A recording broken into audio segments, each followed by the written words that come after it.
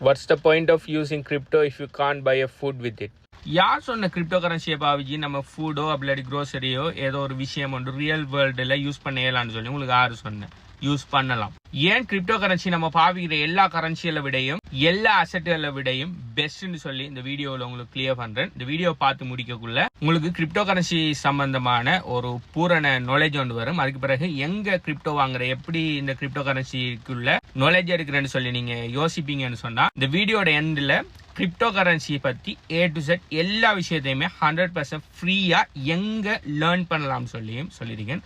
So இந்த video ஃபுல்லா பாருங்க. முதலாவது கிரிப்டோ கரன்சி ஏன் நம்ம பாவிக்கிற Canadian dollar, US dollar, LKR போன்ற ஃபியட் பேப்பர் கரன்சிகளை விட பெஸ்ட்னு சொல்றேன். அதுலயும் முக்கியமா பிட்காயின் ஏன் மற்ற பேப்பர் கரன்சிகளை விட பெஸ்ட்னு சொல்றேன். மற்ற பேப்பர் கரன்சிகளை பாத்தீங்கன்னு சொன்னா ஒரு காலகட்டத்தில் கோல்டை பேக்கப் பண்ணி பிரிண்ட் பண்ணிட்டு இருந்தாங்க. 1971 பிரசிடென்ட் நிக்சன் இதுக்கு மேல நாங்க பிரிண்ட் பண்ண போற கரன்சிகள் கோல்டை பேக் பண்ணி இருக்காதுன்னு சொல்லி கோல்ட் பேக்கிங் அப்போ ரிமூவ் பண்ணிட்டு கவர்மெண்ட்டையும் சென்ட்ரல் பேங்க் ட்ரஸ்ட் டைம் பில் பண்ணி பிரிண்ட் அடிக்க ஆரம்பிச்சாங்க. ஸோ அதை தொடர்ந்து எல்லா நாடுகளுமே அப்படியே பிரிண்ட் அடிக்க ஆரம்பிச்சு இன்றைக்கு பார்த்தீங்கன்னு சொன்னா கணக்கு வழக்கு இல்லாமல் பிரிண்ட் அடிச்சு போயிட்டு இருக்காங்க. இது சம்பந்தமான இன்னும் மேலதிக இன்டெப்த் டீடைல்ஸ் வேணும்னு சொன்னா M2 மணி சப்ளை, அடுத்தது கவர்மெண்ட் என்ன மாதிரி பிரிண்ட் பண்ணிட்டு இருக்காங்க, எவ்வளவு கவர்மெண்ட் டெப்ட் இருக்குங்கிற எல்லா விஷயத்தையுமே வேறொரு வீடியோவில் போட்டிருக்கிறேன். அதை இந்த பிளேலிஸ்ட்ல போய் கிரிப்டோ கரன்சிங்கிற அந்த பிளேலிஸ்ட்ல போட்டிருக்கோம், போய் பார்த்துக்கொள்ளுங்க. ஸோ எந்த விதமான பேக்கப்பும் இல்லாமல் கண்டினியூஸ் ஆகி பிரிண்ட் அடிச்சு தள்ளுறதால என்ன நடக்குதுன்னு சொன்னா பணத்திட சப்ளை கூட்டிட்டு போகுது. பணத்திட சப்ளை கூடுது, ஆனா பொருட்கள அளவு அப்படியே தான் இருக்கு. அதை விட கூடுதலா பணத்திட சப்ளை கூடுறதால என்ன நடக்குன்னு சொன்னா பணத்திட பையிங் பவர் குறைஞ்சிட்டு போகுது. நம்ம எல்லாரும் சொல்லுவோம் விலை கூடுது, எல்லாத்திட விலையும் கூடுது. பட் ரீசெண்டா கூட கோல்டோட விலை கூடுதுன்னு சொல்லி நம்ம சொல்லியிருப்போம், கதைச்சிருப்போம், நீங்க கேள்விப்பட்டிருப்பீங்க. அது பொருட்களோட விலை கூடுதுன்னு சொல்லி நம்ம சொன்னாலும் உண்மை என்ன நடக்குதுன்னு சொன்னா நம்மட பேப்பர் கரன்சியோட வெலு குறைஞ்சிட்டு போகுது. இல்லையே $100 இருந்தா $100 தான் எப்பயும் இருக்குது. 5 வருஷத்துக்கு முதல்ல $100 தான், இப்போ $100, இன்னொரு 5 வருஷத்துக்கு பிறகு $100 சொல்லி நீங்க யோசிப்பீங்கன்னு சொன்னா 5 வருஷத்துக்கு முதல் $100 நீங்க க்ரோசரி ஷாப்புக்கு போனீங்கன்னு சொன்னா 2 பேக் நிறைய சாமான் வாங்கிட்டு வரலாம். அதே இது இப்போ $100 போனீங்கன்னு சொன்னா ஒரு பேக் கூட சாமான் வாங்கலாம். இதே இன்னும் 5 வருஷத்துக்கு பிறகு அதே $100 கொண்டு போனீங்கன்னு சொன்னா ஒரு பொருளை கூட வாங்கலுமாங்கிற கட்டத்துல தான் போயிட்டு இருக்குது. இது கனடா, US போன்ற நாடுகள்ல மட்டும் இல்ல, உலகம் பூரா எல்லா நாடுலையுமே இதே பிரச்சனை தான் போயிட்டு இருக்குது.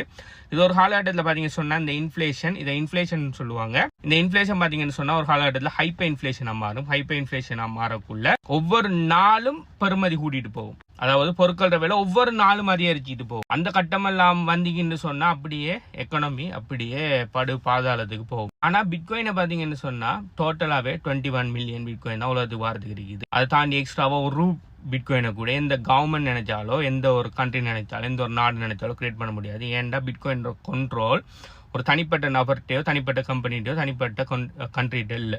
அது பார்த்தீங்கன்னு சொன்னா உங்களே என்ன மாதிரி இருக்கிற உலகம் பூரா பறந்துருக்கிற மைனஸ் அண்ட் நோட்ஸோட கண்ட்ரோல்ல இருக்குது. ஓகே, நீங்க வேணுனாலும் பிட்காயின் நோட ரன் பண்ணலாம், நான் வேணுனாலும் பிட்காயின் நோட ரன் பண்ணலாம், யார் வேணுனாலும் பிட்காயின் நோட மைனிங் இதை செய்யலாம். ஸோ பிட்காயின்ல ஒரு மாற்றம் ஒன்று நிகழணும்னு சொன்னா அது எப்படி மாற்றலாம், அதுக்குரிய என்ன விஷயம், அதுக்கும் ஒரு வீடியோ போட்டிருக்கேன், பார்த்துக்கொள்ளுங்க.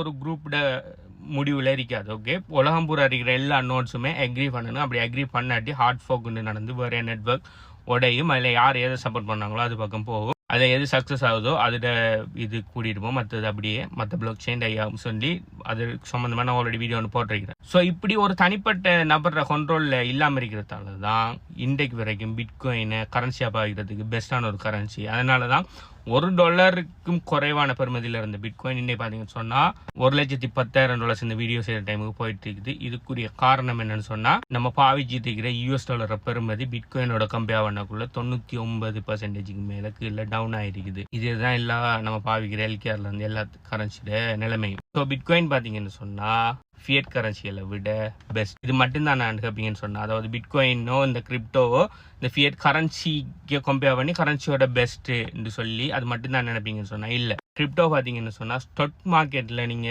ஸ்டாக்ஸ்களை வாங்கி ட்ரேட் பண்ணி அப்படி ஸ்டாக்ல இன்வெஸ்ட் பண்றதை விட பெஸ்ட். என்ன ஆனும் சொன்னா ஸ்டாக் மார்க்கெட் சென்ட்ரலைஸ்ட். ஒரு கம்பெனி நினைச்சா என்ன வேணும்னாலும் மேனிப்புலேட் பண்ணலாம். ஸ்டாக்ஸ்கள் அதிகமாக பிரிண்ட் பண்ணலாம், அது இதுன்னு சொல்லி நிறைய மேனிப்புலேஷன் நடக்கும். அடுத்தது ஸ்டாக்ஸில் பார்த்தீங்க சொன்னால் 24/7 நீங்கள் ட்ரேட் பண்ணலாம். மார்க்கெட் மண்டே டு ஃப்ரைடே ஒரு குறிப்பிட்ட டைமுக்குலாம் நீங்கள் ஸ்டாக் ட்ரேடிங் பண்ணலாம்.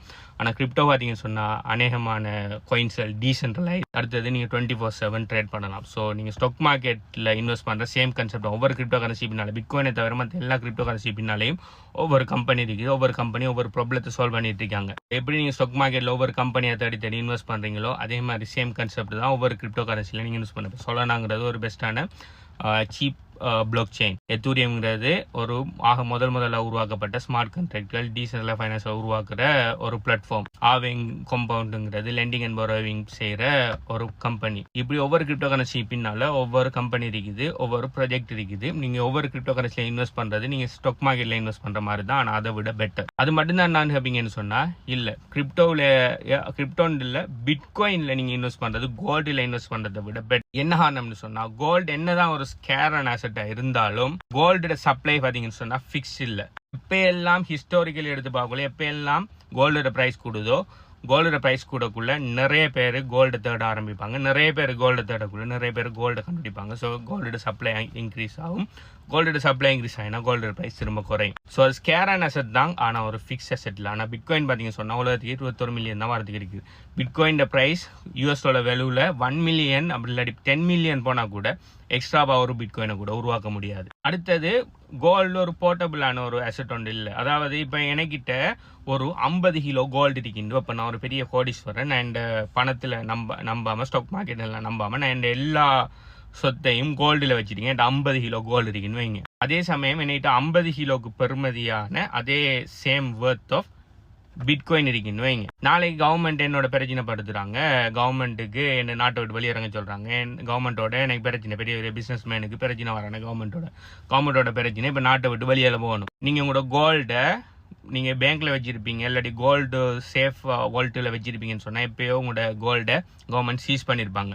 நீங்க கோல்டு உங்களோட வீட்டுல பத்திரமா ஒரு இது பங்கரம் அடிச்சு வச்சிருக்கீங்கன்னு சொன்னா இப்போ நாட்டை விட்டு வெளியிறங்கணும். இந்த 50 கிலோ கோல்டையும் தலையில வச்சுக்கிட்டா போவீங்க. நீங்க இந்த 50 கிலோ கோல்டையும் பொட்டியில் எடுத்துக்கிட்டு நீங்க ஏர்போர்ட்டுக்குள்ள போவீங்களா? விட்டுருவானுங்களா? இல்ல.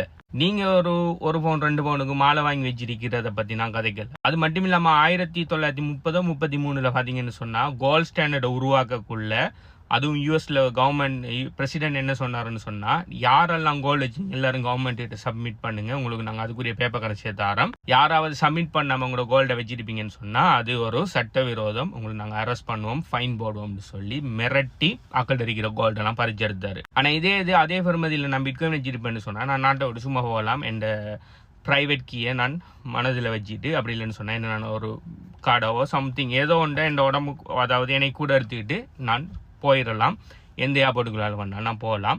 நானா வாயை திறந்து இதுதான் இந்த வாலெட்னு சொல்ற வரைக்கும் அந்த வாலெட்டுக்குள்ள இவ்வளவு பணம் இருக்குன்னு சொல்லி ஆக்கள் பார்க்கலாமே தவிர அது அந்த வாலெட் எண்டதுதான் சொல்லி யாராலையுமே கண்டுபிடிக்க முடியாது. அஸ் லாங் அஸ் நான் அது எந்த பிட்காயின் இவன்ட்ட இவ்வளவு இருக்குன்னு நான் சொல்லாத வரைக்கும் உலகத்துல யாராலையுமே எனக்கு எவ்வளவு பிட்காயின் சொல்லி கண்டுபிடிக்க முடியாது. ஸோ பிட்காயின் பார்த்தீங்கன்னு சொன்னா கோல்டை விட பெட்டர். அதுக்காக நீங்க உங்கள்கிட்ட இருக்கிற கிரிப்டோ சும்மா அமைச்சிருக்கணும், சும்மா அப்ரிசியேஷன் மட்டும்தான் ஆகுது, வர ஒன்றுமே செய்யலாம்னு சொல்லி நினைப்பீங்கன்னு சொன்னா அப்படி இல்லை. நீங்க எல்லா விதமான ஃபைனான்ஸையுமே டீசென்ட்ரலைஸ் வேல செஞ்சு கொள்ளலாம் பிளாக் செயின் உதவியோட. இப்போ நீங்கள் பேங்க்ல போய் இது லோன் ஒன்று எடுக்கிற மாதிரி நீங்கள் டீசென்ட்ரலைஸ் ஸ்மார்ட் கான்ட்ராக்ட்ல யார தயவும் இல்லாமல், எந்த விதமான கிரெடிட் செக்கும் இல்லாமல், எந்த விதமான இதுவும் இல்லாமல் நீங்கள் உங்கள்கிட்ட இருக்கிற கிரிப்டோவை கொலாட்ரலாக கொடுத்து நீங்கள் லோன் எடுத்துக்கொள்ளலாம். உங்களுக்கு தேவையில முடிச்சுட்டு அதுக்குள்ள இன்ட்ரெஸ்டோட சேர்த்து நீங்கள் பரோ பண்ண பணத்தை கொடுத்துட்டு உங்களை கொலாட்ரல் எடுத்துக்கொள்ளலாம். இதுக்கு பேங்கர்ஸ் மாதிரி அதுக்குள்ள கமிஷன் வைக்கிறது, அடுத்தது உங்களோட லோனை ரிஜெக்ட் பண்ணுறது அப்படி இப்படின்னு சொல்லி நீங்கள் இந்த ஸ்டேட்டஸ்ல சொல்லி ஸ்டேட்டஸ் பார்க்குற கான்செப்ட் எல்லாம் இல்லை. யார் வேணும்னாலும் அவங்களுடைய கிரிப்டோவை கொடுத்து லேர்ன் பண்ணி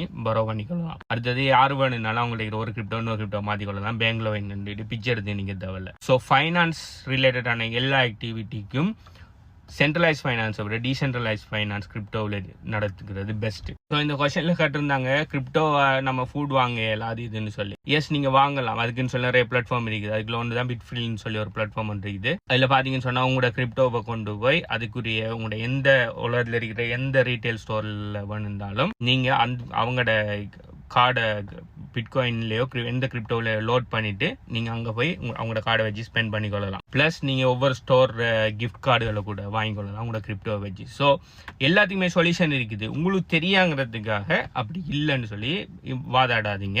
ப்ளஸ் இந்த ஃபியட் கள்ள கரன்சிக்கு கூஜா போடாதீங்க. ஓகே, உங்களுக்கு ஜஸ்ட் தெரியாங்கிறதுக்காக. இதை பற்றி மத்தாக்கள் என்ன நினைங்க, நான் சொல்கிற விஷயத்தை நீங்கள் அக்ரி பண்ணீங்களா இல்லையாங்கிறத கீழே கமெண்ட் பண்ணுங்க. ப்ளஸ் இந்த கிரிப்டோ கரன்சி எப்படி வாங்குற, விற்கிற, சேவ் பண்ணுற, எப்படி லேர்ன் பண்ணுங்கிற எல்லா விஷயத்தையுமே 100% ஃப்ரீ HPU கம்யூனிட்டியில் நான் டீச் பண்ணிக்கேன். இந்த HPU கம்யூனிட்டியோட டீட்டெயில்ஸ் வேணும்னு சொன்னால் அந்த வீடியோ பார்க்க டைம் வீடியோ லைக் கீழே கமெண்ட் பண்ணுங்க. பை.